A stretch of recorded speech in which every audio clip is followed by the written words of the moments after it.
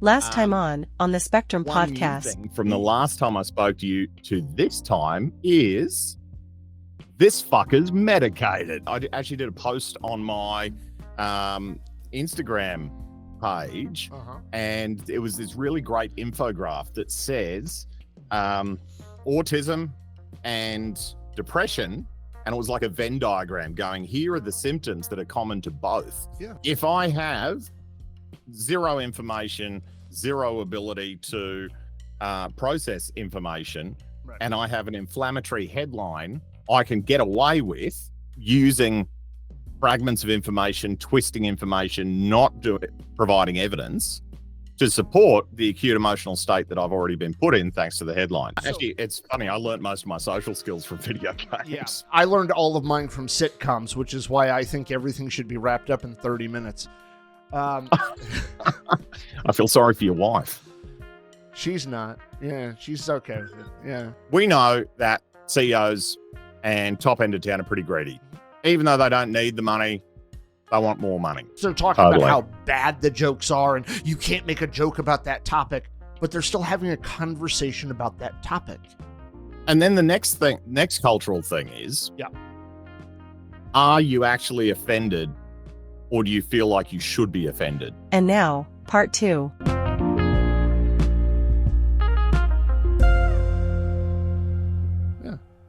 It really does. We are, I think, comedians are the bards of our time.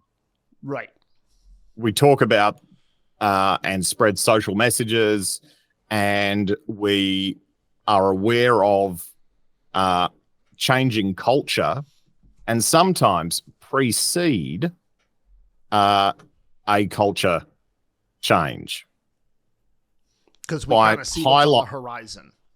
Because and it's not even, for some people, I think it's a conscious thing, but for most people, I think it is osmosis through the comedic process. Okay.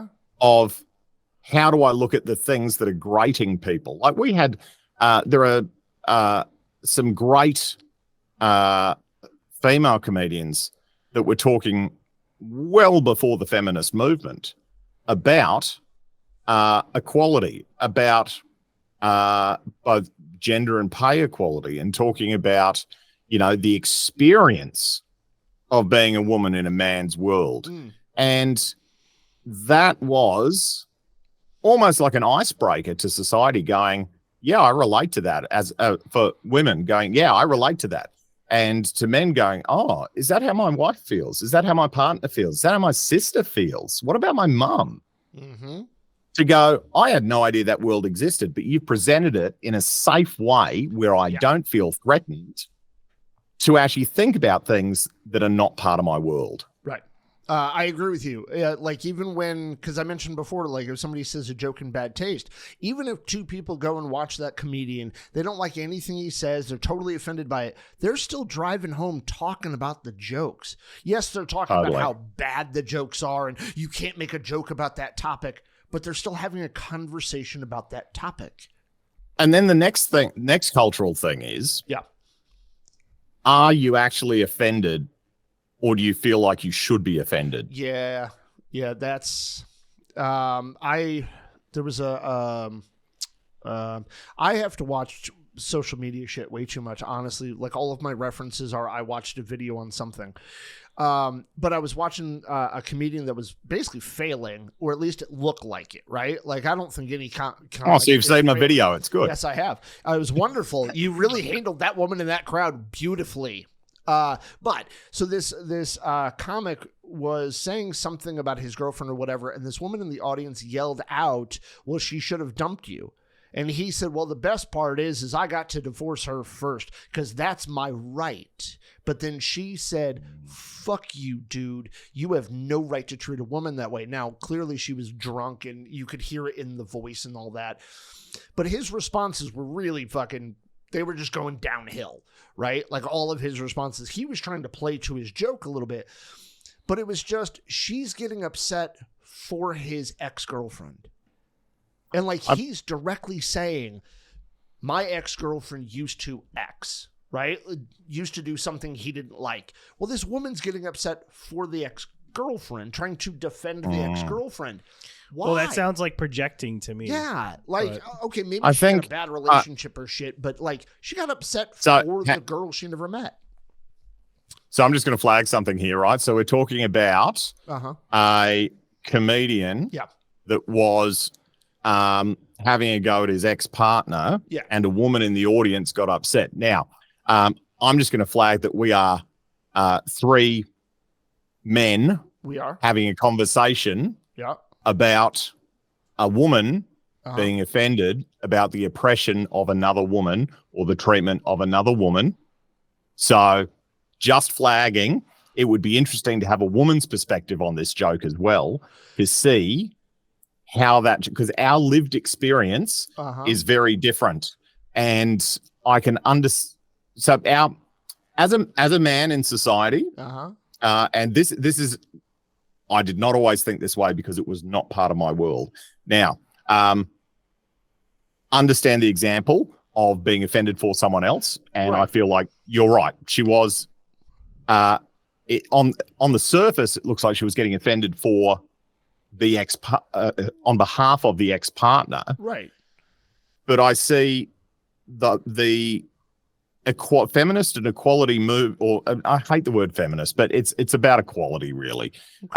Movement and going, how can we treat people equally? And I think that in Australia, I can walk anywhere and I can go anywhere and I feel safe all the time. Okay. You know, I don't get killed simply because someone disagrees with me or for no reason at all. But in Australia, we've had so many women that have been killed by partners, men, all sorts of people like that. So our lived experience is, it's a joke. There's no risk. But their lived experience is, there are statistics in the news every day that men, intimate partners, people we know, are killing women for all sorts of different reasons. Well, that's interesting because I'm trying to follow in the U.S. If you were to talk about relationships, there's probably a disproportionate amount of violence on the male side versus female, as far as like the direction you're going from male to female, as far as relationship violence. But if you talk about being safe in public, in the U.S. at least, men are much more likely to be physically attacked or assaulted in public than women. Let me see if I can find some stats. If you're talking about like sexual assault or something, it might be different. I don't know about that, but I'm just talking about violence in general. Men are more likely to have violence committed against them by a stranger in public, or be assaulted by police.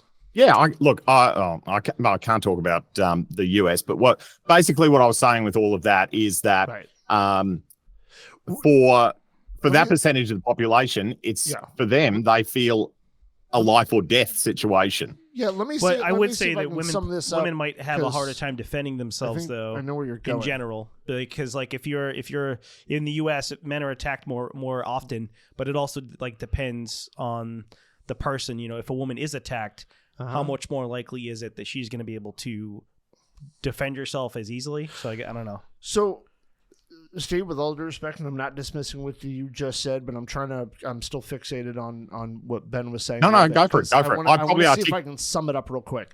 I probably articulated it poorly. I just wanted to I think you sort did of a flag good job on it. The reason why I'm a little stuck is because I was using, and you said it exactly, I used it just as an example of somebody getting pissed off for somebody else. But you're right. That woman in the audience might have had a bad relationship in the past and had some unresolved feelings on it and getting pissy at the dude because, you know, something cropped up in her. She might have had a lot of a trauma history for an assortment of reasons. And you are right. There is a lot of a reason for every woman to feel far more afraid, far more worried about issue.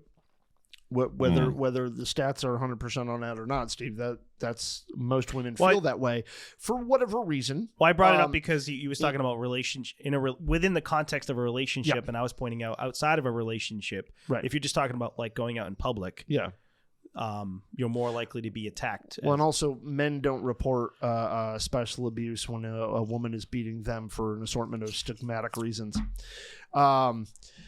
That was something interesting I read recently, but I'm not saying it happens more. By no means. If anybody's listening, but the ones doing the violence are men. So almost supposedly always. But anyway, I do. So I've just pulled up the data. This is the number of violent crime victims in the United States from 2005 to 2022 by gender. So 2000. So basically it is in 2005, it was very, very much more men than women. And then as we get further ahead, they're pretty close in most cases. 2022, we saw marginally more women than men, but essentially for the last 4 years in the research from 2019 to 2022, it's been relatively similar with a bit of a spike in 21 on the male side. Question, is that overall crime in general? You said violent crime. Oh, violent crime. But what do they classify as violent crime too? Because let's not get into that detail. Good question. Yeah. Good question. Not trying to disprove anyone, just trying to find relevant accurate data so we that's can all have more info. Yeah, that's what we're going for. We're doing I think it is really interesting when we look at the complexities of society like that and go, well, there's another research study that was saying that men's top fear is a woman laughing at them, but a woman's top fear is a man killing him. Right, which I socially can understand that because men are constantly told, talking to each other and constantly see imagery of if a woman laughs at you, that's the worst thing to have happen to you. And what is the imagery that women see in the media? The worst thing that'll happen to them is they're going to be abused in some way and die. Right? There's that. But I was just flagging. I was just flagging that because we're a group of guys. Yeah. Talking about something or touching on something that's not our lived experience. I was not prepared for this discussion. Well, so one thing I will say is I actually think more men need to have more open conversations about a lot of different things because we need to share amongst ourselves the information we've gathered from those other groups that we've come across. And the reason why I think that's so important is because and I've seen this in like panel discussions and shit. If it's an entire panel of just women, or mostly women and one guy, or mostly men and one woman, they have tendency to segregate that person and that person's experience away, and basically not provide an opportunity for that person to really be involved in it. When there's groups of people who are just one demographic, I think there's something lost in that. Because we all need to be able to have that conversation with each other because that's how we're all going to learn and get better. Yeah. That's how we're all going to get the empathy and the compassion we need, in my opinion. So and I think part of this is my inquisitive autistic brain going, I feel like what society in Australian society is, that's all I can speak to. Yeah. In Australian society, I felt that I had to consciously unlearn some of the unwritten things that society had taught me and go out and actually find and learn about things that aren't normal in my world. Right. So that I could have an understanding or context for things that I was seeing or hearing or understanding. Right. And not everyone goes out and does that. That's true. Part of that is looking at culture management and how we do it. And I think that's where comedy is a massive part of how we move through that to consciously create and develop a culture that we're all aware of, that we all talk about. So, and you're right, open communication, best way. Absolutely. I think there's something, I could probably write a joke about this, but there's something also kind of funny about how there's a lot of things that people are afraid of. I don't know if it's like this in Australia, but in the United States, a lot of parents and people in general have like the whole stranger danger thing where they're worried about strangers. But I read some. I was going to work with a company that works with kids, and they made me do this whole class on child abuse and all this stuff. Yeah, learning about predators and all this stuff, and how to look out for predators and how to report that stuff. Anyway, make a long story short, they had me read all this data, and it's like something like 90% of kids that are attacked or violated in some way, it's by somebody that they know, right? Somebody they trust. It's not like. So it's funny to me that parents are afraid of some stranger picking up the kid off the side of the road, but that rarely ever happens. Rarely. Like kids are playing at the park and strangers just don't run over and abduct a kid. Like, yes, it does happen, but it's so very rare that it should not be a concern. You should be more worried about the people surrounding your kid and the people involved in your life than some random person coming up to your kid at the park and picking them up and running away with them. Statistically, you should be more worried of their cousins than anything else. Yeah, it's just funny to me because we like why this whole idea of like, we need to be afraid of strangers. Like I played outside all the time as a kid. I never got attacked by a stranger. On TV. And quite honestly, I'm going to say this straight out because that's what we saw on TV was a strange weirdo walking through a fucking park in a van or something, and touching some kid, or the van idea. It actually happened so few a times, but that was the narrative we put out. I think it's really interesting. We look at the difference between being safe and feeling safe. And I think that we put so much emphasis on strangers as opposed to family and people we know, simply because that's something that we can control and it's something that we can focus on in order to mitigate some risk, because the valuable part is trying to keep our kids safe. I mean, it's human nature to fear things that we don't understand or don't know. So I can understand like the stranger danger idea because I don't know anything about that person. They could be a crazy criminal or rapist or something. And then how do we create blanket rules for kids to understand or people to understand that encompass everything? So there's an evolutionary concept in this, which animals are really, really good at. And as humans, we still have that. So if I see, it's maybe different because I'm Australian. If I'm walking outside and I see something wiggle in the grass, before my brain has processed what that is and what it looks like and what's happening, I've already taken a giant instinctive jump back. Now, is that because the thing that's wiggling in the grass is going to kill me? No, because it's probably nothing, right? However, my evolutionary instincts say it is to my advantage to have that extreme response in the 99 out of 100 times that it's not an issue, because the one time it is, it'll save my life. And that's how some of our instinctive evolutionary behaviors work. And I think sometimes when we look at how we deal with safety is very similar. A lot of times it's a case of going 99 times, not going to need it. But that one time you do, it'll save your life. And then we go, what is the value of the thing it's saving us from? You know, is it life or death? Yeah, okay, great. Jump back every time. Am I going to be eaten, like these days, am I going to be eaten by a tiger? No, because that's just not a thing that happens here. So do I need that evolutionary response for that? No, but for other things I do.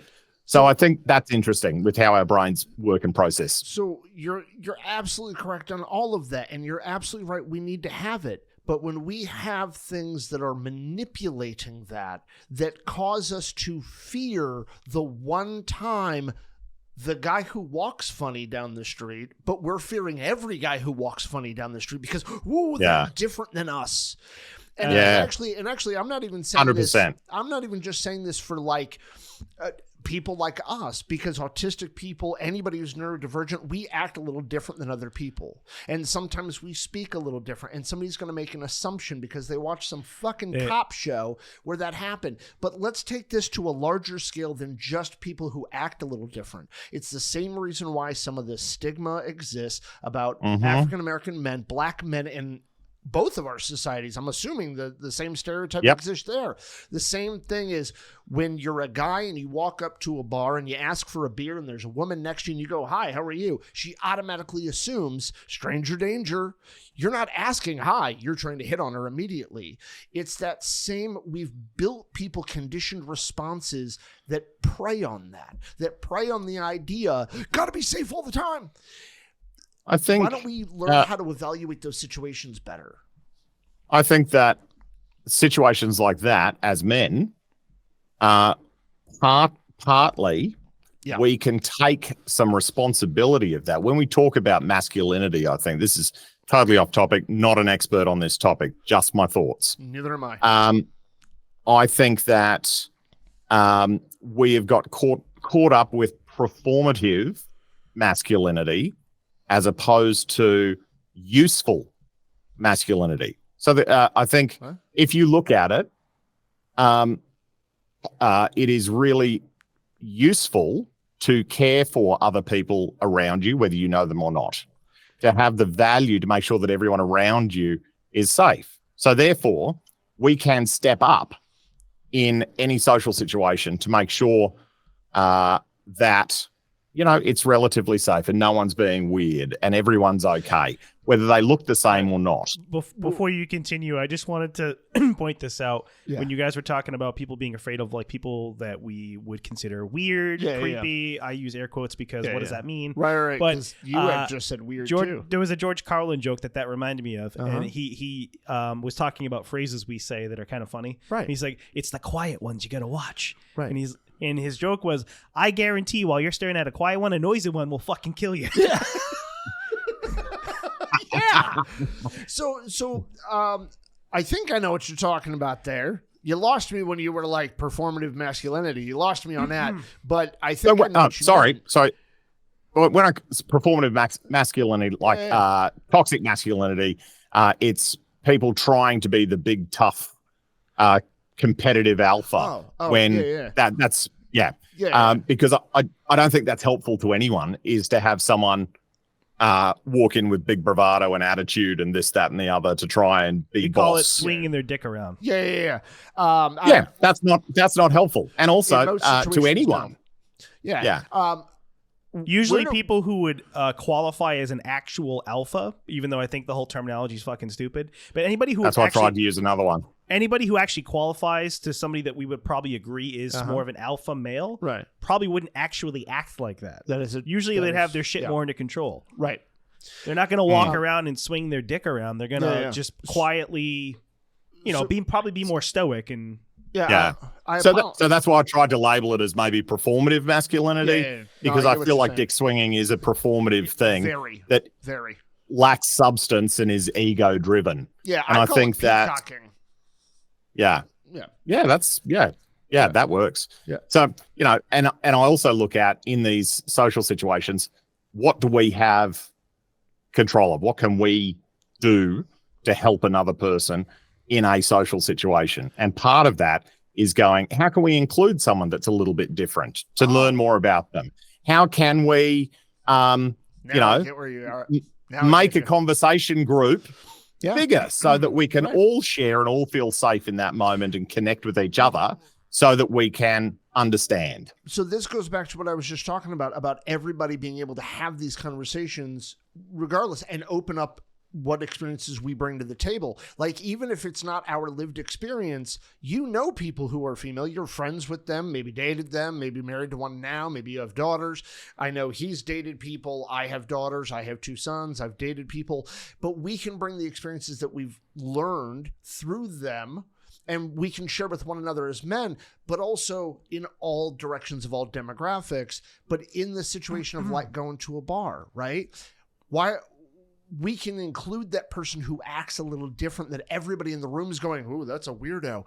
We can incorporate them into all of that because we have an experience and an understanding of how other people are perceiving them, and we can take away some of that strangeness, if you will, right? Yep. And something I think could come of all of this is we can actually identify the fucking person in the room to fear. Usually it's funny with it. You know what I When mean? somebody points out like, oh, that person's weird, a lot of times if you ask them why, Yeah. they don't even have an articulable reason why. They got just nothing. They got nothing. Yeah, it's just like, Yeah. oh, I don't know. They look funny. Yeah. It's usually like they it has to usually do with their physical appearance. Usually. Like, oh, if a guy just like if he's not very attractive, then he's Right. creepy or something. It's like, okay, why and that makes them weird? And to me, that's because casting in TV shows and shit. Ben, I gotta ask you, what brought that on? Because I gave the example of being at a bar and you just step to get a beer and you just say, how you doing, right? An innocuous question to a human being next to you, and I just happen to describe as a female, and then you went into this thing about masculinity. I actually because I had the same conversation with you a few episodes ago about masculinity. Yeah, look, wait, hold on. I What? just the fuck. You brought up something about people assuming your intention. Oh yes, and yes, I yes, said, yes. well, from the other perspective, because obviously I'm not a woman. But if I was a woman, I could understand that it might be annoying if guys do hit on you all the time or constantly approach you. Right. How can you differentiate if this guy's just being friendly Nice or if he's trying, if he has ulterior motives? Right. I think at some point you don't give a crap. It's kind of like what I was saying before when it comes to like say subtle racism or something like that. Yeah. If a person is used to people treating them a certain way or being racist towards them, and if you're a black person, you may feel like I don't have the mental energy to try to explain to this person why what they're saying is ignorant or racist. Right. I'm just going to either ignore it or brush them aside. Yes. Right.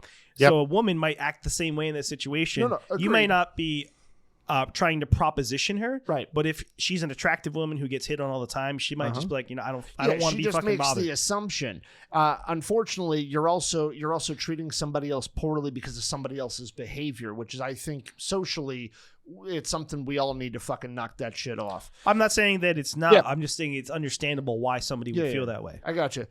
yeah. Ben? Yeah. So look, I think it's I think that as part of the unlearning and learning work that I'm doing, and I'm still doing a lot of work Okay. on that, I'm identifying areas where as guys in bars and social situations, we can step up and we can have a greater awareness, not only about ourselves and how we feel and our needs and what we want, but also how our behavior and how our attitude and how our words can be perceived by others. Sure. So that's a really, really interesting point. And I have quite a few very successful and popular friends on social media. And when we go out to lunch, there is a couple of times where they've gone, just look at my inbox. And it's so many guys propositioning, so many inappropriate messages. Super douchebags. Yes. And I go, how can we elevate? What I have control of is me. Right. How can I try? Just made me think How can I try to be better? How can I learn more appropriate ways to express myself, communicate, other than sending a dick pic or other than saying, hey, you want to fuck? Yeah, or, I've still never understood Ben, that. so you mentioned earlier about using comedy to point out some of this stuff. And one of the things that I did not too long, what? No, keep talking. Are you making a face? What's wrong with you? Fix your face. Know the connection. Keep talking. He was saying earlier, talking about bringing light to some of these things through comedy. Yes. So one of the bits that I did for our comedy channel was called The Fuck Boy. Oh, right, The Fuck Boy. I do this series of videos. I don't know if I told you about it last time, but I do this series of videos. I follow the page. Where I do these so you saw it. Okay, yeah. So I do the David Attenborough thing. Yeah. I actually have an idea for a new one I want to do, but the David Attenborough thing I made The Fuck Boy. Yeah. So I was pointing out some of those shitty behaviors that guys have. So that was my way of pointing out, like shining a light to it from, being a guy, like pointing out like, hey, some guys do these shitty things, So making fun of it. Ben, you're gonna have to. And you know what? Ben, you're everyone gonna have to here. say in a minute. I'm going to need you to bring me up for real quick, but I'm about to say something that's going to undercut everything we're talking about. So I need you to bring us back up to a good point. So many years ago, I actually successfully pulled off the "Hi, want to fuck," and she totally consented. She was totally cool with it. I walked right up to a human being and said that, and I was just like, and it worked. Now, can we go back up to like the elevated talk? Because that was a shitty way to undercut half of what we were just talking about. So here's the thing. I don't think that I think as a society, being creating spaces where the other person, whoever that is, feels comfortable and safe enough to be able to genuinely make a choice is awesome. Yes. And to go up and go, this is exactly, and there's nuance around this, but I'd love to think that we could eventually get to a society where a man, woman, trans person, anybody could walk up to someone and go, "Hi, I'm such and such, and I find you really attractive, and I'd like to have have sex with you." And they would go, "Hey, thanks for being really open about your intentions, but that's not for me tonight." And you'd go, "Cool, thanks. Have a great night. See you later." I would love that. I think the problem is for most people, but it doesn't happen that way. There's too much ego involved. I think the problem is with a lot of people, there's too much ego involved, and it's not just a male thing too, because women also act that way if they get rejected too. Maybe not exactly the same, but I've seen women react really poorly to being rejected as well. So I think there's a lot of ego involved in being rejection. The scenario you just pointed out, and I'm so sorry, like that was two conversations at once. I'm sorry, Steve. I didn't mean to. It's just I'm on that fucking mode. What you just pointed out, that interaction, that level of interaction, right? There is no ill intent, perceived, believed, paranoid about, none of it. On both sides, it's clean, honest. Here's what I'm proposing. What do you think? Oh, no? Okay, cool. I'll move on. That's okay. I respect you and your choice to say no. And that's it. I think both sides of that are beautiful and wonderful, and you're right. If we can get society as a whole, world fucking wide, where two human beings can stand in front of each other, outline with true, honest communication of, "Hi, this is what I'm here for. You down?" And the other person has every right in the world to say yes or no. And be respectful and be safe both ways. Yes, and safe both ways. And respected. Person walks away, that person walks away, and they go find somebody else who may be down for whatever it is they want that day. I think that's a beautiful thing. Totally. And I think it's not just with, with sex and one night stands. No, it's everything. How many times do we say yes to a social event that we don't want to go to because we don't want to offend someone, or we think they might be offended, or we don't feel socially comfortable with declining? It'd be really great if we could manage our ego and create our self-worth based on us internally rather than externally. Oh my God. To have that conversation and go, "Hey, I don't really feel like that's my vibe, but thanks for asking me. It's really lovely to be included." I got a great book for you. It's called The Myth of Self-Esteem. It is hang on, writing it down. Yeah. It is fucking all about what you're talking about. It's all about getting love and acceptance from self first. Didn't I call out a friend of ours because of that? They would make plans and then cancel on us. I was like, you can just tell me no. It actually pisses me off more that you just don't show up. Right. Like just tell me no and I'll be fine. I don't give a shit. So as autistic people, yes. We and ADHD people, we also or just neurodiverse, we still have that inbuilt rejection dysphoria. The RSD.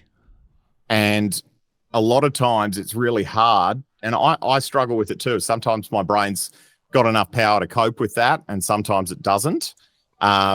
But it's a really hard thing sometimes to self-assess whether it's a genuine concern of being rejected or it's just that dysphoria that's talking in your head. And I think the overarching thing here is having that patience, respect, and kindness as your intent with each of those interactions. Like the example I gave you at the bar with the hypothetical one night stand. Yep. At every step, both parties would have felt respected. Yes. Would have felt safe, kind, and there was no shame attached to that rejection. There was no shame. There's no guilt. There's no embarrassment. It's, here's what I'm looking for. Are you down? No, you're not. Thank you very much. Please enjoy the rest of your night. And that's all there is. Not everyone is our target market for everything, and that's for everything. That's okay. So one of the things about that fun little book there that I'm talking about, Myth of Self-Esteem by Albert Ellis, I brought it up on a previous couple of episodes actually, because it's a book that changed my perspective on people pleasing, on RSD. I didn't know it was called RSD at the time when I first read the book, but it's about other people are not rejecting you. You've got to accept you for you.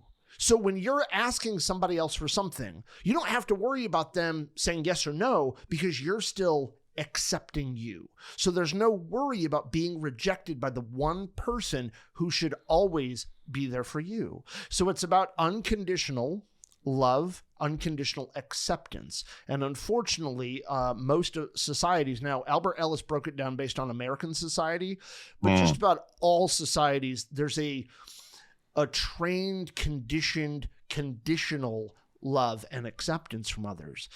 But you've got to untrain yourself for that. That was one of my beginning steps of unmasking. I didn't realize it at the time, but it is. I'm actually to a point, and I'm learning a whole lot about this RSD thing way more than I ever did, that I've actually got certain parts of it, but it's odd for me. It's like an atypical fucking response to it. I don't care if people hate me. In fact, if you tell me you dislike something I said or did, doesn't fucking faze me in the slightest. But you tell me I'm a good person, and I'll spend days contemplating what the fuck you just said to me.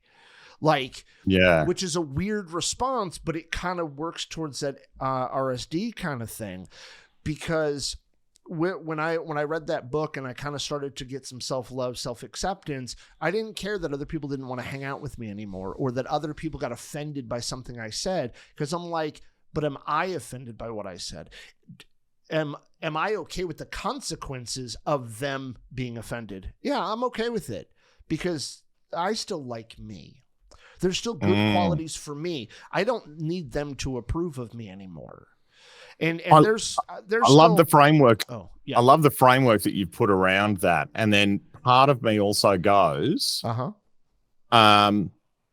with your intent is to be a good person and to love yourself and to have that acceptance. Right. In a way that encourages positive growth and evolution. Yes. Could it be seen that and I think I would have to read the book, but I love the idea of a nuanced book that explains and talks about that and the difference between that and narcissistic blind ego. And I think, and it's that's not what I'm saying that you're doing, because I totally understand that. Oh no, I've been accused of being narcissistic many a time. Usually when I was younger and I was super manic, but. Yeah, and do you know what? And me too when I was younger. And I think I'm definitely mellowed and learnt a lot as I get older. And also, just giving yourself permission to suck at something is amazing. Yes. Because I know that socially I make hundreds and hundreds and hundreds of mistakes, or things I miss, or say the wrong thing, or whatever. It's not my intent to be malicious. Right. I do make mistakes, but I like to try and learn from them, and having giving yourself permission to go, do you know what? I'm just going to try this and try really hard. And my intent is my intent good? Am I in an ego space, or, what am I doing? How can I try to learn to self-assess so that, I can do that? But I think the other layer for us is that autism doesn't cause trauma, but every autistic person has trauma. And it is really hard as a autistic person to work through our trauma as we are continuing to get trauma from a world that's not built for us. It's true. With a system and research that doesn't include neurodiverse people. So I actually something on that when it comes to, because I've seen a bunch of people talk about how there's not a lot of neurodiverse research. Well, all research, especially behavior research, is all randomized, and it's a group of people, so they don't actually know who was and who was not autistic in the research. Yeah. And correct. That's the thing about it is like so I'm a big fan of psychology, obviously, right? I got a whole lot of faith in it. And so when I read research paper and it says, men X, women X, or whatever they're figuring out. Yeah. Okay. Whatever the thing is that they figured out, men do more than women or women do more than men. I automatically go, okay, so they did the randomization the best they could. They had a varied amount of people the best they could. Okay, there's going to be some autistic people in that. So is that going to hold true to us, relatively speaking? You're spot on with that. Yeah. That neurodiverse people are in the randomized mixes. Yeah, absolutely. Depending on how statistically, yes, there will be people in there. Yes. I think the useful part for us would be to use that as a new category, just like we do with gender or anything else, is to go, okay, well, we have some neurotypical people here, and we also have some neurodiverse people, so that we can get more information and more accuracy from the research being done. Unfortunately, a lot of, and I think this is the downside to a lot of research that has been done over the last 25 years, knowing that there are these differences in people. One of the downsides is they don't keep track of who's diagnosed with bipolar or with ADHD or autism or borderline. They don't keep track of that really unless the research is specific about that population. Yeah. And I think that's a downside. I agree. That should be another thing they keep track of for all behavior research. Because can you imagine the data that we could crunch at the end of that? It'd be great. And if you're doing it, just tick the box, Right. But at the downside to it right now, though, is there's so many people going, well, there's not enough research done on autistic people. Well, I mean, we've done research on humans, and, here's, at the end of the day, we're all human, right? Yes, our brains work slightly different. Speak for yourself. Yes, I know, right? And yes, we have more neural connections than other folk. We know all of this. We've got some studies to dictate this stuff. But does that mean that the cognitive distortions that neurotypical people have, does that mean we don't have them? And unfortunately, we do have them, right? We still have all or nothing thinking, which is what used to be called black and white thinking.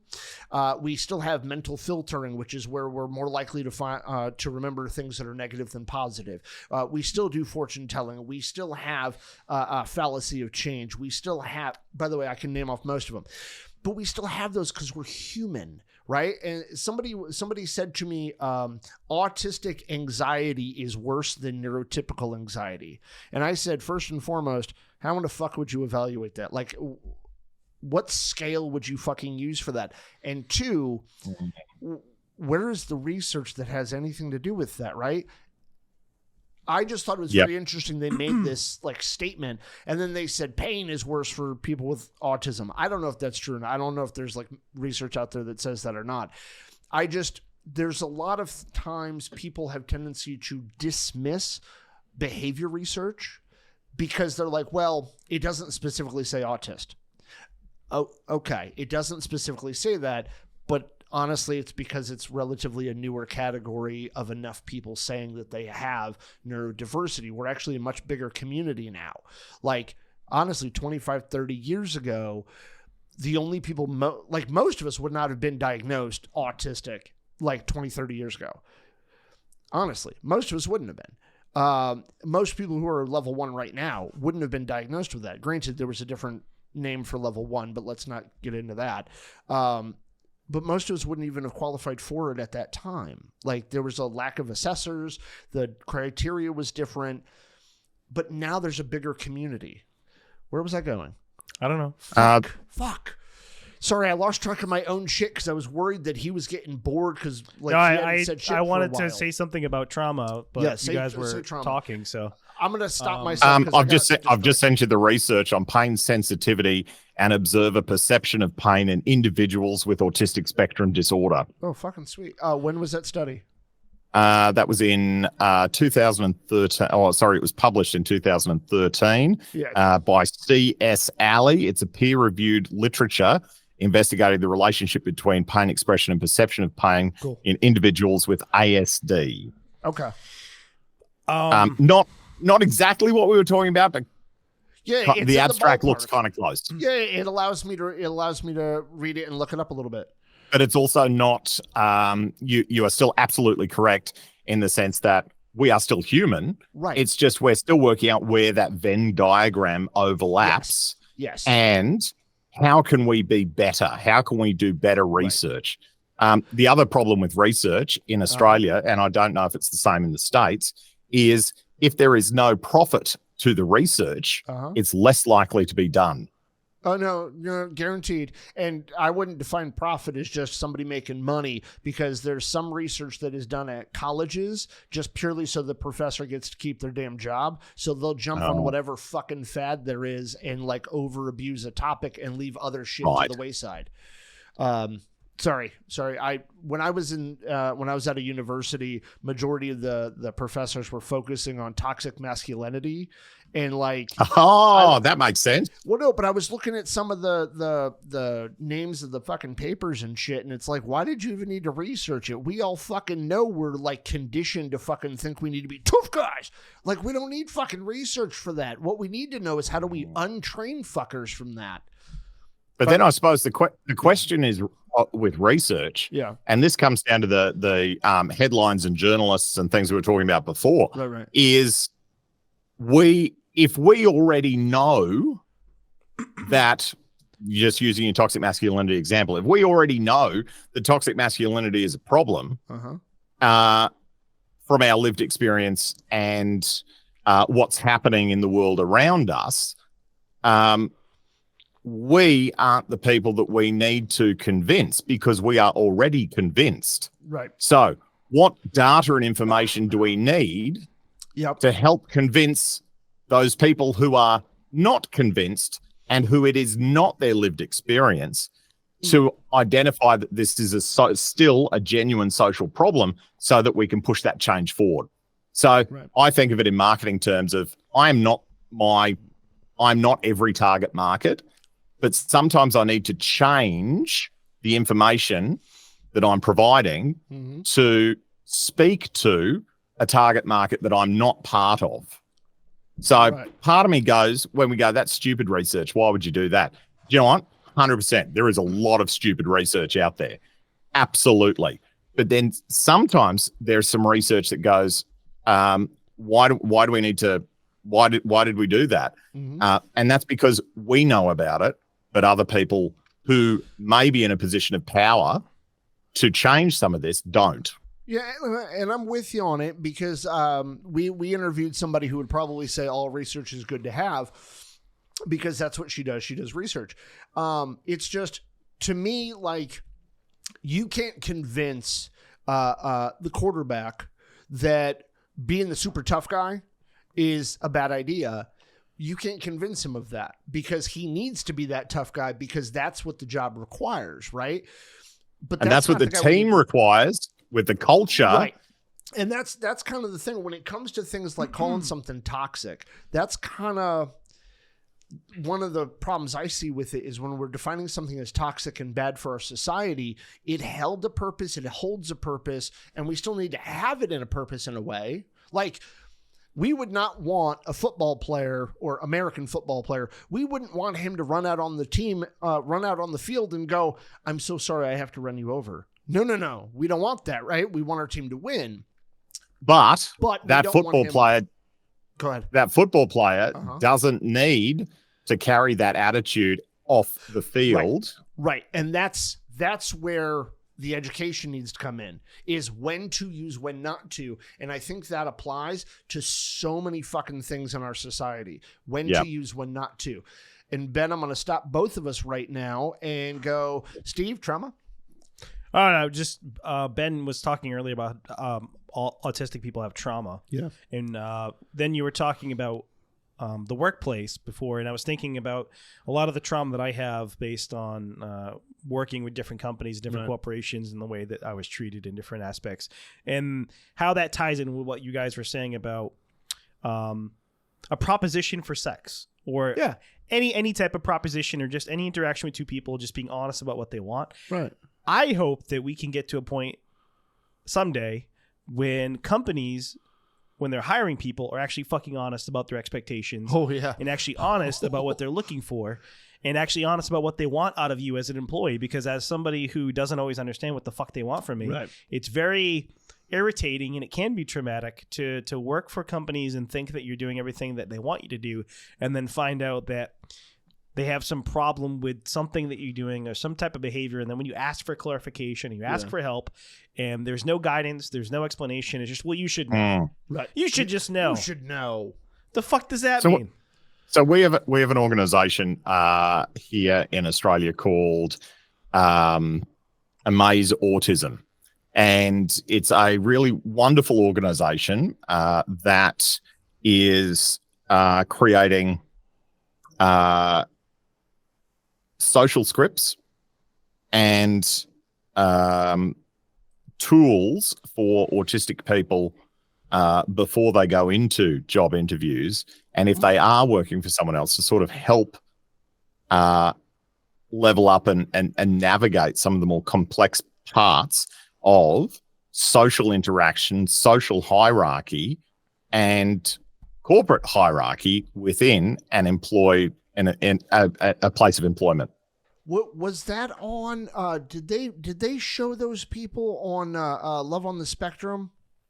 Yes, correct. Yes. Okay, I know exactly what you're talking about, because the lady was with a couple of the people, and she was like, "In this situation, how should we approach it?" And they kind of role played with it. Yeah, it's like idea. It's like I went to a concert. So I normally, when I go to music concerts, normally I'm working. So I have my work framework and my work head on, and I go, I understand what I need to do, and I'm going to disassociate about halfway through and keep going, but I'm in work headspace, and that's fine. I actually went to a concert that I was not working at. I had no framework. Right. Because I don't normally do that. Right. So the human I was seeing there, I've gone, what do we wear? How long does it go for? Where is it? How loud is it? Is there going to be a break? Is there drinks there? Where are the toilets? What time does it finish? And where am I parking? Is it culturally significant to go for dinner first? Or do people eat afterwards or at the venue, or blah, blah, blah, blah, blah, blah, blah, blah, blah. Such a buzzkill for a neurologically typical person. Yes. Yes, absolutely. I compartmentalize like a motherfucker. I will say, Ben, everything you described at the very beginning about putting your work hat on, this motherfucker's a genius at that shit. Like, no matter what he does, like even when you were doing Into the Woods and your job was like the audio stuff, even though that's not like a primary job of his, he still was like, I got my hat on, I'm at work, and he could tolerate a fuck ton of shit out of people. I had to mic 20 people. I had to touch people. And not only that, but a lot of it made me uncomfortable because a lot of them were young girls. Like they were like 15, 16-year-old girls they had in the musical. And I'm like, I have to put mics on you. This makes me uncomfortable to have to touch you. But he still put work hat on, right? So I call that omnipresent mode. And that burns all of your energy all at once. But it provides you with that big, expansive ability. And then you crash afterwards. Oh, yeah. You burn out your spoons like that. Funny thing is, nobody else was uncomfortable. It was just me, because I had to mic. I mean, it was like 20 people I had to mic. I had to put the mics down their shirt or tuck it into their underwear and all that stuff, like the pack. But it was it was older people, younger people, but it was like just having to touch all those people, and a lot of women. You just said the greatest slogan in the world for being autistic. Every autistic person should have that slogan. Everyone else was comfortable, and I wasn't. Because I kept apologizing for touching people, and were like, "No, you have to touch me to put the mic on me." And I'm like, "Oh, I'm sorry." Like, they're like, "It's fine." Like, why are you apologizing? Because it feels normally I don't put my hands on a bunch of women touching them. It just feels socially inappropriate. But Honest to God, I think that's going to be the easiest way for me to describe what being autistic is to people who don't understand it. It's all of y'all are comfortable. I'm not. Yeah. Like, that's what the fuck it is. Like, hey, I just touched 10 women's there's a lot more to it. Bra straps and put things on. I mean, I'm like, ugh. I will say one thing that kind of helped me, not that you were asking for like help in those situations or anything like that, but of course, you know, the way I think. One thing that always helps me when I'm asked to do a situation or go into an environment that I'm unfamiliar with, or like to go to a concert that I don't have a hat for, or a situation where I don't have a preconceived, you know, a preset hat I can wear for it. When I have all of those questions, I immediately say one thing to myself: what's the worst thing that'll fucking happen? And for me, it squashes a lot of those questions in my head. What's the worst thing that's going to happen? Well, you could die. Yeah, all right. And it actually helps like bring down some of those like questions. Anxiety. Yeah, it helps bring that down because like if I don't die, I'm good. And actually, I usually ask the first question of where's the liquor? And my partner goes, that way. Actually, you know, I think that's really, really interesting is, and I don't know how healthy that is, but I do. I think that was a helpful thing in some moments of my life going, I can't control this. Right. And if it all goes to shit, then, you know, I will never be able to go to this concert again, or I will never be able to see this person, or I'll never be able to do this thing again. And worst case, is that something that I could probably deal with if it went pear-shaped? Yeah, I probably could. Yeah. Because I don't know about you, but I find that social interaction with neurologically typical people in different situations get a lot better when I don't, this is going to sound horrible, it's not intended that way, feel better when I don't really, really like the individual and I'm just sort of either way on it. Yep. Because when I do really like the individual or the experience or the activity, I tend to be a little bit too much for neurologically typical people. You know, that's so I get funny better results from being ambivalent. Yeah, this is something that a lot of people used to question me about. Is I have an easier time opening up and being honest with strangers than I do with people that are close to me. Yes.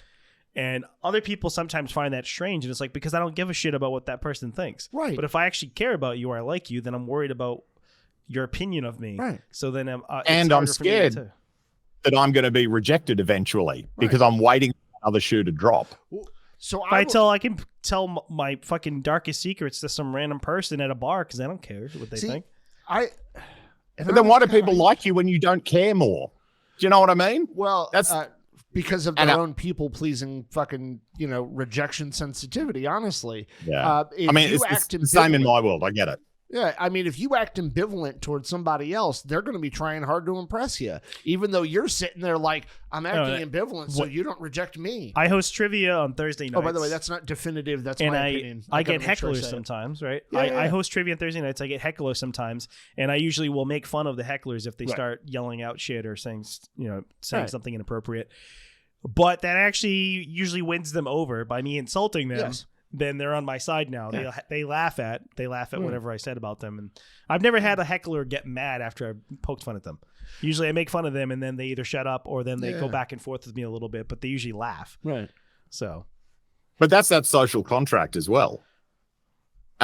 Is if I give you a hard time at a show and you give it back, we've got a connection, and I have this sort of some sort of respect because I threw a game out there and you played it, and then I played it back, and now we're good.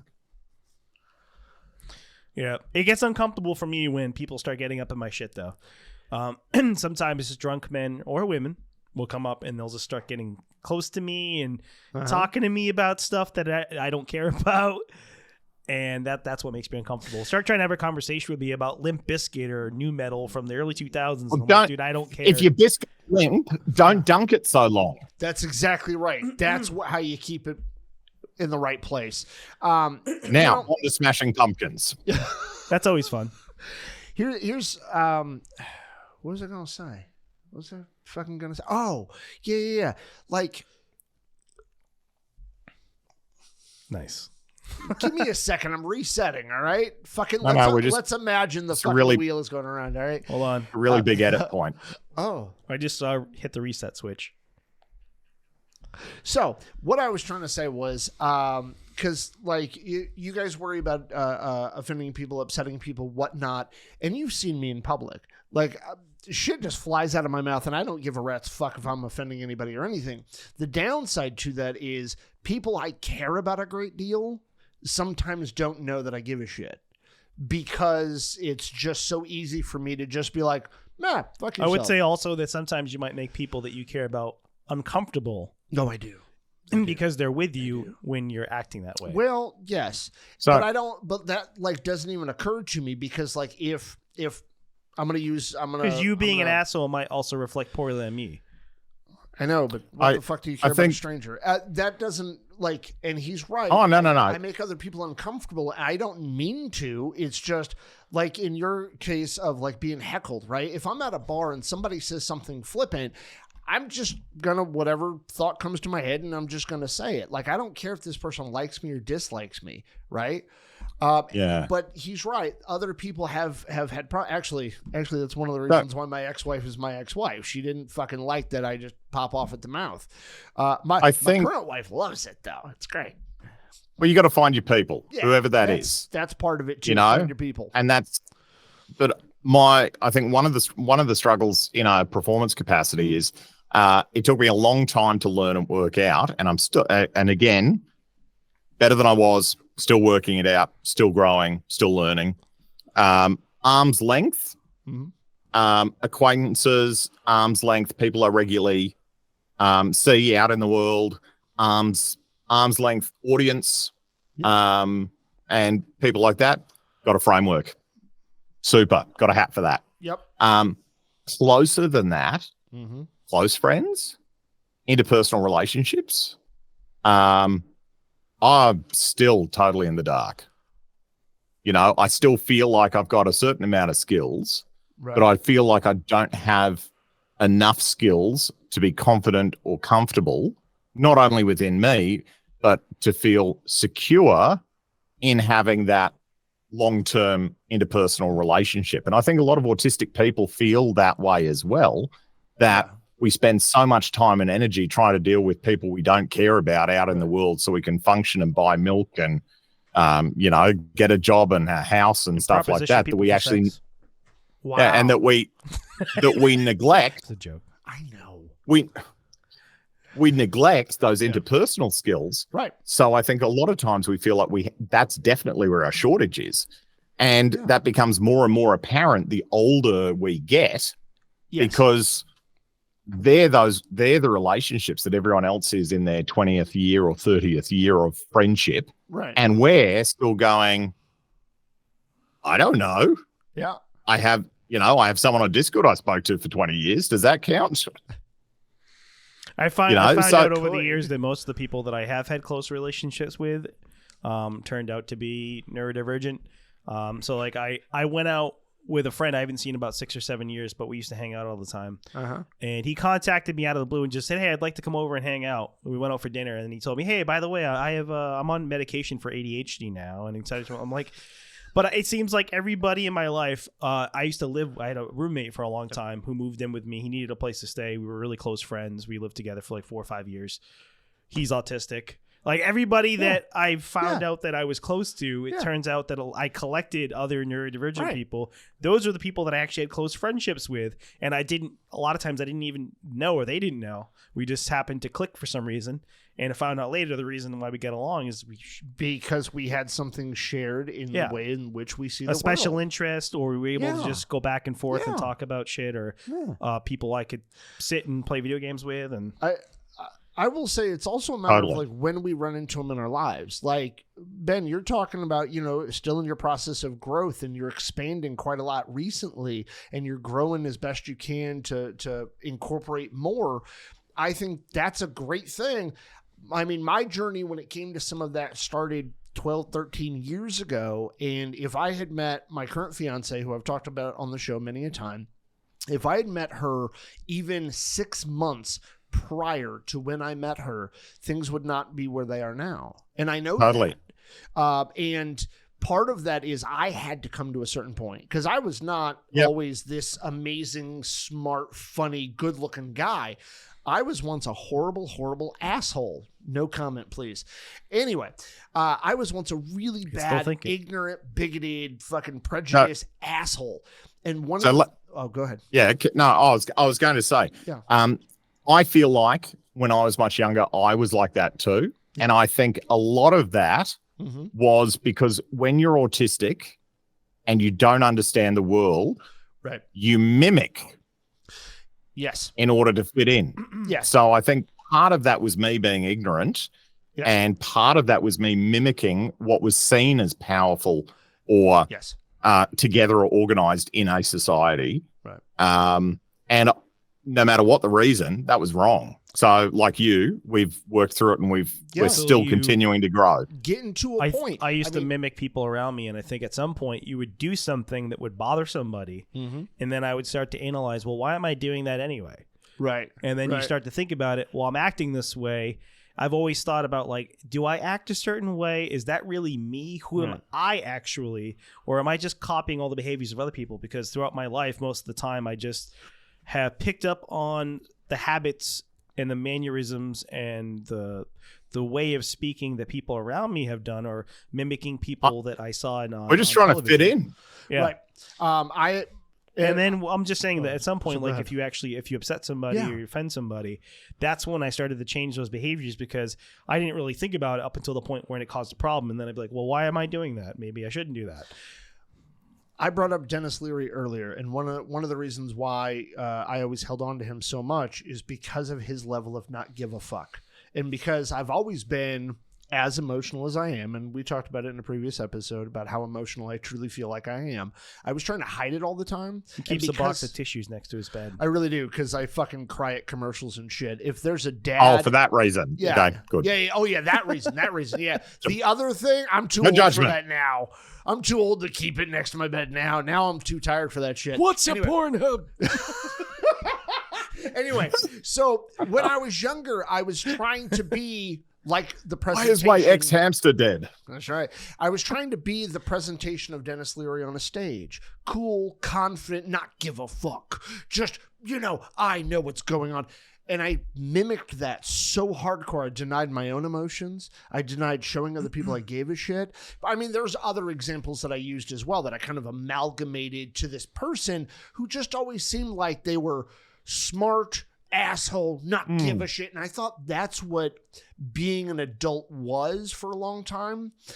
Yeah. And then when I finally broke, when I started to get on meds for bipolar, I started feeling and like, oh my God. And now I've got so much emotion in me. By the way, use the word amalgam. And until you met me, or until we became closer friends, you didn't really use that word, because I used to use amalgamation all the time. And are you seriously taking credit for me knowing the word amalgam? No, but you used to question me when I used the word. Oh, so, yeah. I just always liked that word. Yeah. That's a good word. Yeah, I learned it from the movie Parenthood with Steve Martin. At the beginning I learned of the movie, because the dentist, because when they gave me a filling, amalgam fillings. Yeah. Oh, yeah. And then I was like, what does that mean? And it just means a mix of stuff. Kinda. Yeah, at the beginning of Parenthood. It's a lot easier than saying it's like two-part epoxy. Yeah. What?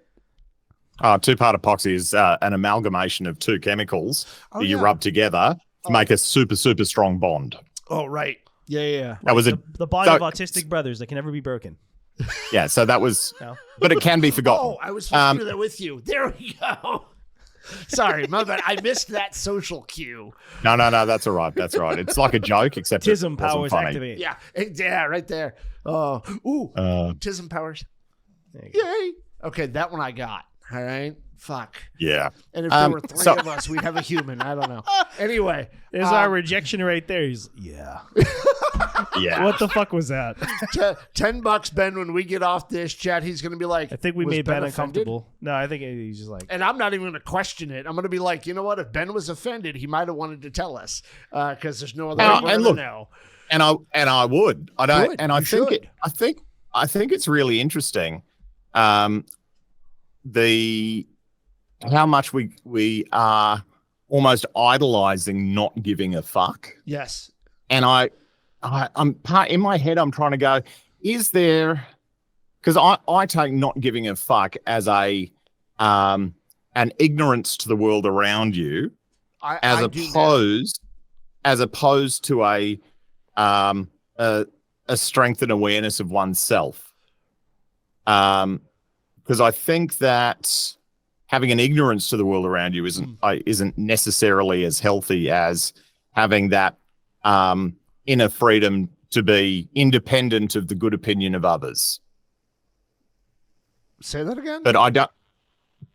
So if you're ignorant to the world and you go, I don't give a fuck, I'm just going to be a bull in a china store and just go through and destroy whatever I want, when I want, how I feel like it. Because I just don't care about anyone or anything. Right. As opposed to going, I'm going to do me the best I can and do what's right for me and self-assess what's right for me. Yes. And still and not be hung up on the opinions of others. Right. But still be aware of the world around me, but still make decisions based on me. And I'm trying to think of a way to describe that nuance in a phrase, because I see culturally, I see a lot of people that do. I understand that that's not how you meant I don't give a fuck in the world, but I always find it interesting to see how those terms, without the intent or energy behind it clarified, can be confused out in the wild. Mm-hmm. Yep.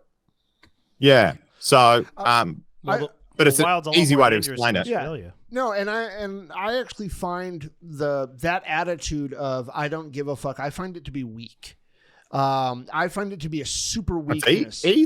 It's an easy way out. Absolutely, because you're writing off everything. You're not allowing yourself to connect to anything. I find it to be weak. I find true strength in being able to accept the fact that we are emotional beings and that we have every right to feel. We have every right to express. Now, does expressing our feelings mean we get to shit on somebody else in the process? No, not at all, because that means we're pushing down their feelings. But we have every right to feel whatever level that feeling is. And I used to, I've said it before, I always feel guilty for feeling a lot because I always describe it as over emotional. No. I'm exactly the emotional I need to be at all times. And if somebody else thinks it's too much, so be it. But that's my I think I've always had the opposite problem of the not give a shit. I think I've had to start to care less about what's going on with other people because I have a tendency to get obsessed with how other people are feeling and worrying about other people's feelings and worrying about their concerns. But and to the point where I used to neglect myself quite a bit. Yeah. So my own self-detriment. Totally. Yeah. But I also think that's one of the conditioned behaviors that we have when we like someone or enjoy their company or would like to develop a connection or a friendship or something with another human. We are not deliberately, but we want to try and foster or develop that with a limited array of skills, utilizing a limited array of information that we can extract from any social interaction.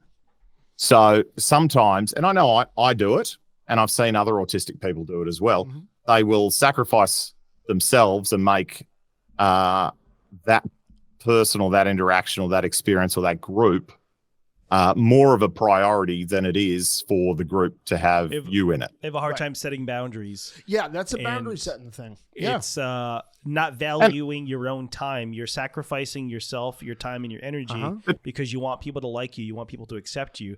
But I think it's also a trust thing as well, because I think this is just for me, I don't trust that if I don't do that, I will still remember that group exists or friends exist if there is too far between stuff in the early days. And I also don't trust that I will always be included or I will always be understood. So it's important to try and overcompensate to build additional karma when the other shoe drops and I fuck something up. But then that's a trauma response. Yes, it is. Yes, it is. It's a great deal of fear of them rejecting you. So you want to build up. So when you make the mistake, they'll forgive it. It makes you act kind of desperate. I mean, there's a level there's kind of like the cliche of the desperate lover, like somebody who desperately wants affection. Yeah. So they'll do anything to try to win that person's affection. You'll go out of your way to do things for that person because you want them to like you. Let me ask you a question, Ben. Okay. But then keep going. Oh, sorry. No, I was just going to say you're right. And I think one of the other problems that we have as autistic people is our actions may be interpreted, the motivation for our actions may be interpreted differently by the people receiving them or watching them as opposed to what we're trying to send out. So we may not be, I'm desperate. We just may be, I just really would like to be included in this and I don't really know how. So I'm only trying to do the things that I think are right, as opposed to being, I desperately need to be part of this group. I get irritated because I try to be pretty honest.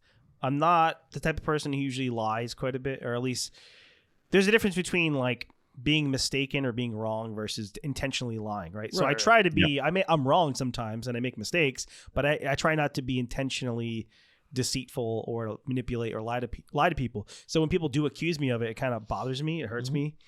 And I have a tendency also, when people accuse me of lying, I have a tendency of kind of laughing, and people interpret that as me, well, that's a sign that you're lying because you giggle. I'm like, yes, he does. That's like laughing at funerals. Yeah. Yeah, he does do that. But 99% of the time, I'm being honest.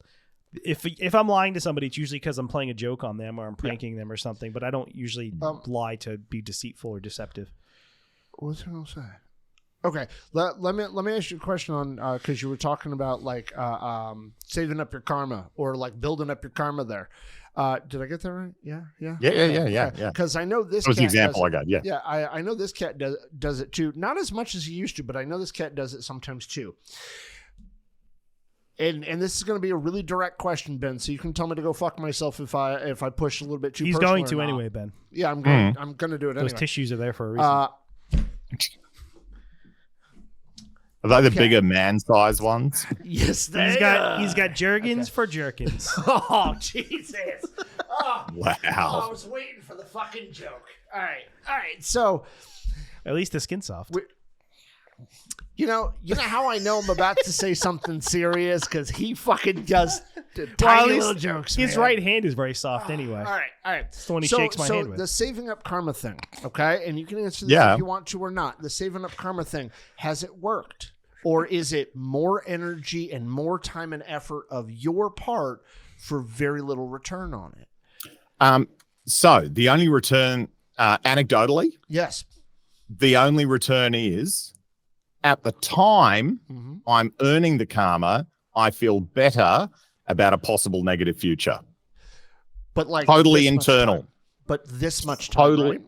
Yep. This is how much goodness you get out of it, right? For yourself.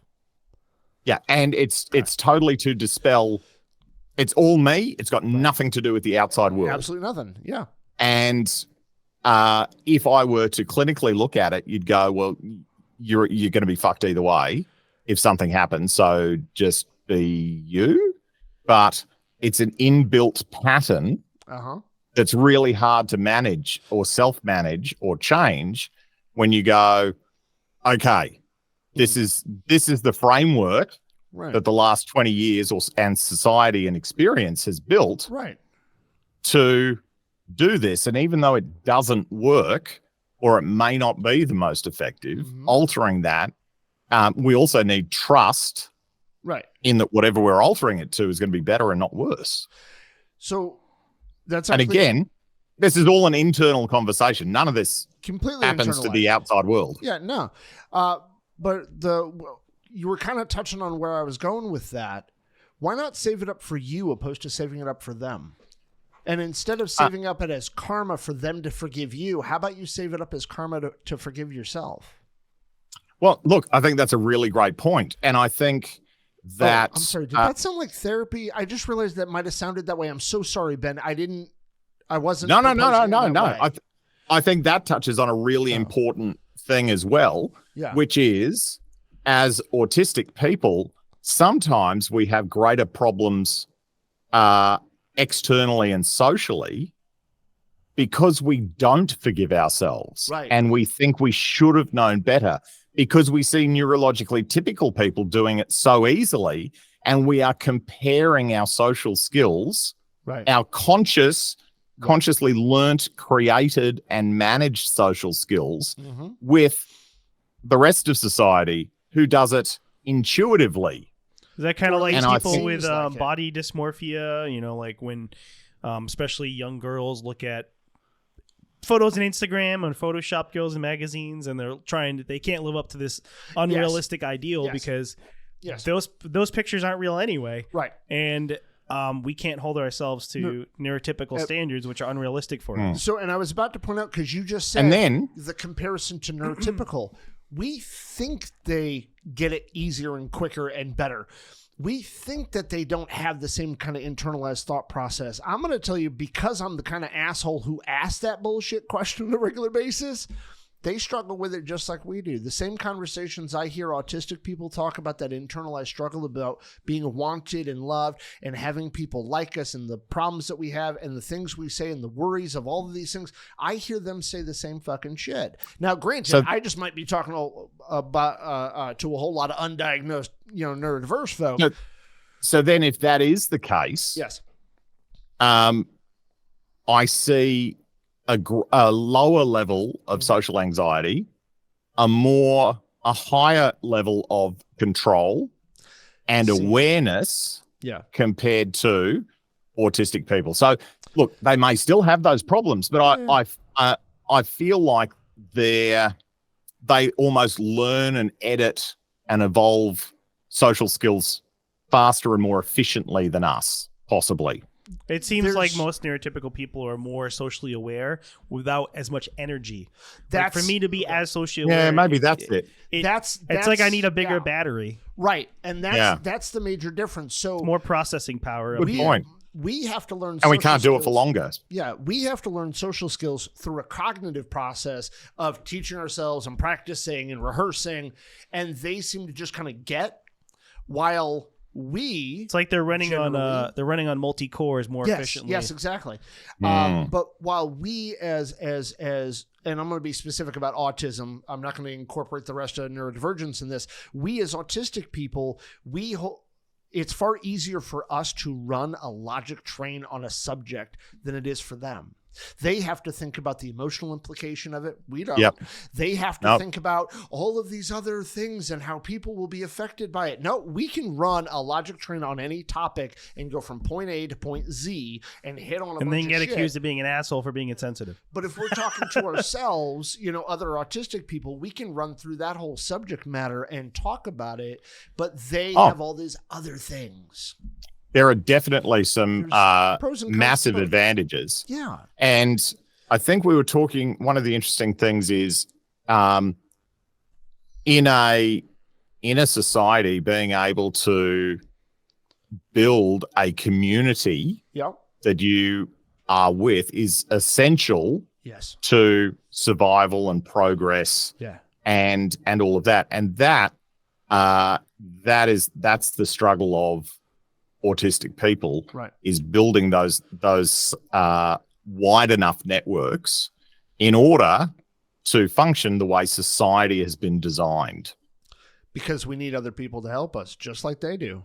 They just happen to merge together easier. We need to find our tribe, and more specifically for the autistic community. I found a tribe called Quest. God, I was waiting for that fucking joke, man. All right, so when it comes to our tribe, and unfortunately, the autistic community and neurodivergent community in general is so fractured. Yeah, I see it constantly. Like, there's 9 billion different little groups, and they all got their own little ideologies about autism and neurodiversity. But if we can come together as a tribe, as a community, and support each other, not necessarily have the same fucking names for shit and all that, or agree on the diagnostic criteria, fuck all that. But if we can all come together to support each other in the sense of you're autistic, I'm autistic, you're ADHD, I'm ADHD, let's just support one another. And how do we help each other? Autism cult? Think finding that tribe would be super beneficial for us. By the way, that's my way No, of I saying agree. I agree with you, Ben.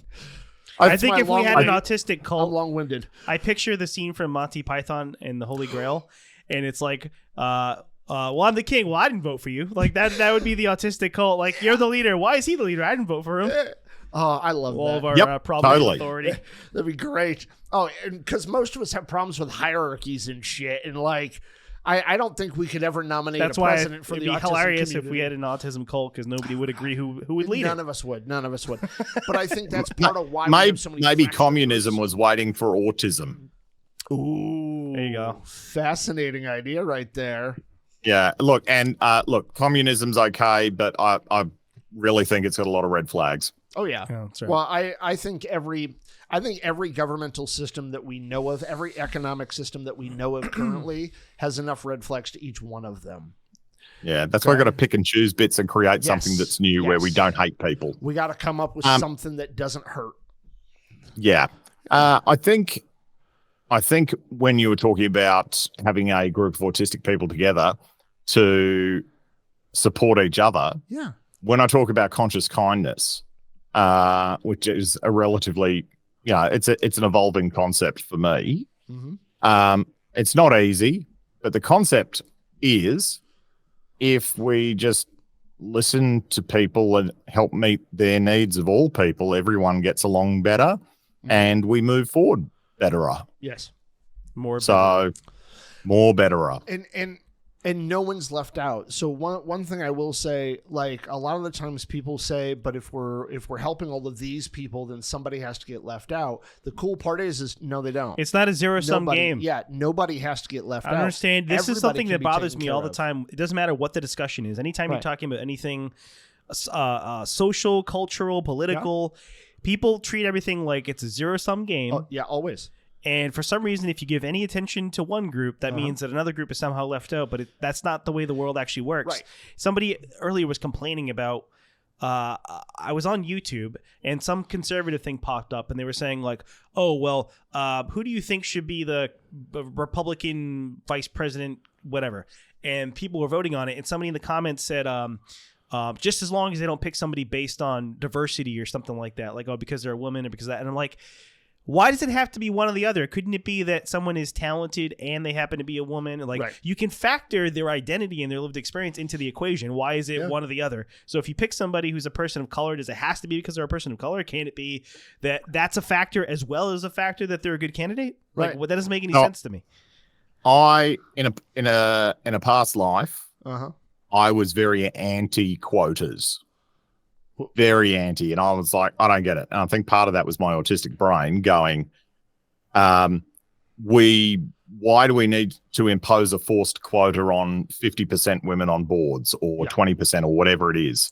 And it's not just for women, it's also for racial diversity and ability diversity and all of this other stuff. And then I tried to unpack that and learn more about what that actually meant. And I think the default point that we all go to is whatever the next step is, our brains assume that's the last step. And a lot of times it's not.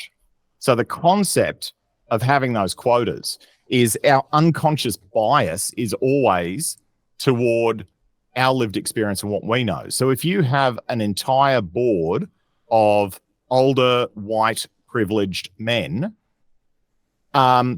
they're going to be skewed towards that. Well, you don't look like a board member. Totally. I said, well, you don't look like a board member. Oh. You know, if there's like a woman, because that's not what you picture when you think of a boardroom. So by having these quotas, then it is the first step in encouraging those groups to consciously go, how about we hire someone that doesn't sound, look, or feel like us? Right. And then we had to force people to do that. And eventually the next step is we have more diversity on boards and we have more diversity on panels and groups. So we won't need quotas in the future because we've broken that monoculture into something where we can have different views, different opinions, and have that greater depth of knowledge and understanding to actually pick someone who is right for the job. Right. Agreed. So that's my take on quotas, or diversity hires, as they say. Yeah. It's about encouraging that open, diverse conversation, and nobody loses out of that. So one thing I will say, because some people are like, they shouldn't force me to do it. And I was like, well, but if they didn't force you, you wouldn't have fucking done it. And so, yes, they do have to force you to do that, like affirmative action, things of that nature. They do have to force it right now. But again, people are going, well, why do they need to force me to do it? Because it's best practice. The data shows that there is only benefits to you and advantages to you, but you're still not doing it, and you're still fighting it, and you're still having problems. I find it interesting, and I don't have a hell of a lot of examples of this. I only have a couple recently. I find it interesting that when they remove all of the stereotypical people to a board or a town council or a board of directors or whatever, and then they get an entire group of one thing or relatively one other solid entity, people will go, oh, that's great. They're no longer just that other group. Now they've included all these other people. You've created the same situation, though. So example, and that's why I called it monoculture. Yeah. And it's literally the same thing. Yes, you have replaced what was, but now you have what is, but they all look alike. They're all of the same lived experience of one demographic. And I just thought it was so interesting. There's I don't remember exactly what it was, but I remembered reading the comment section, and everybody was like, oh, great, they're all women. And I'm like, and it's cool that they're all women, but you just replaced all men with all women, which, okay, why not have a little bit of everybody on that group? And I mean, but then that's also part of what I perceive to be some of the human condition as well, is to move from one extreme to another as opposed to understanding a equilibrium in the middle. And that's, it's that, I guess, social pendulum.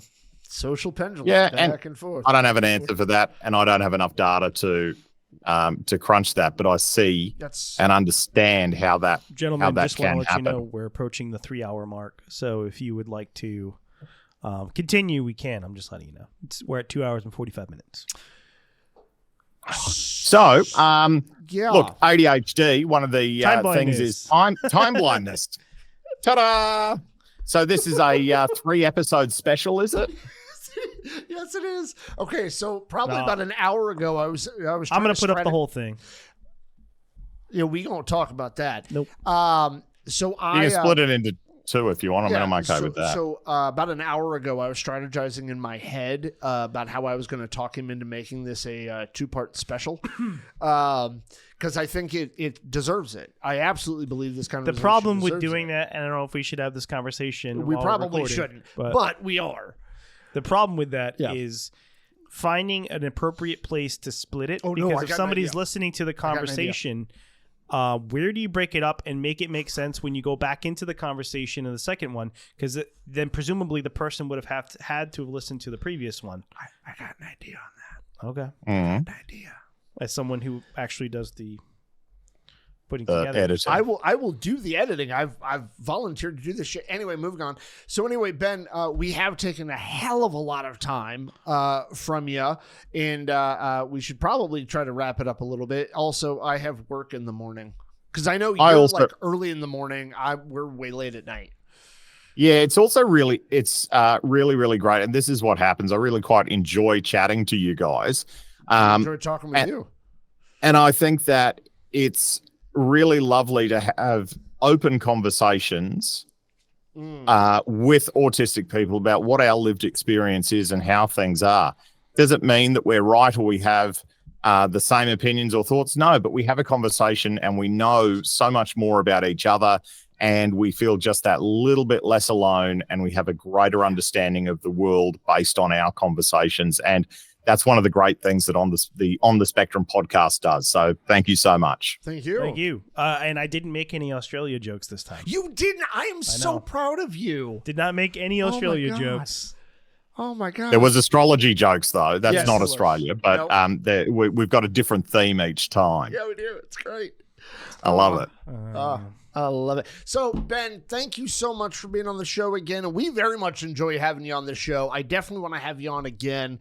It'll definitely be a good time. Thank you very much, sir. Steve? I don't have anything to say, sir. Great. So, like I always end our shows with, thank you very much for anybody who's listening to the episode. If there's anything that you heard during this episode, or hopefully two-parter, that you like, you dislike, you agree with, you disagree with, if we said something that offended you, if we said something horribly fucking wrong because we're out of our fucking minds, leave a comment. Let us know. Talk with us about it, because the only way any one of the three of us gets any better in this world is by somebody letting us know we should maybe think about things in a different way. And that's part of what we do on this show, is try to expand our own minds and everybody else's at the same time. So thank you very much, and please speak for yourself. We'll talk to you next week. I'm just here to tell jokes. That is a true statement. Oh, love it. Thanks for the chat, guys. Bye. Thank you.